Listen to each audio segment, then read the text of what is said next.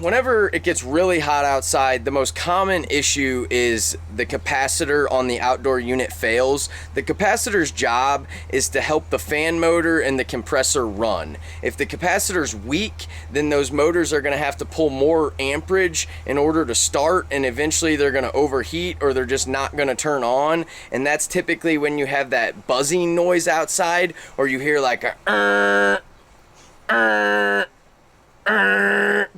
and it just doesn't do anything. If you're having that issue, it could be the capacitor, but it could be a number of different things. Whenever the capacitors fail, they're typically going to overheat the motors, the compressor and the fan motor.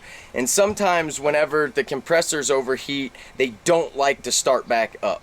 So in certain situations, when the compressors are either weak or they're overheated or they're having an issue with pumping, we may have to put a compressor staver, also known as a hard start kit, or a 521 relay. There's a lot of different names for these things, but they all pretty much do the same thing. This is a start capacitor that's only used during startup. So basically what this is going to do is add a little bit of extra voltage to those motors exactly when they're starting. Some scenarios, like really old equipment and they're just not turning over the compressor, this is kind of like the defibrillator. When they hit you with the voltage, you're having a heart attack.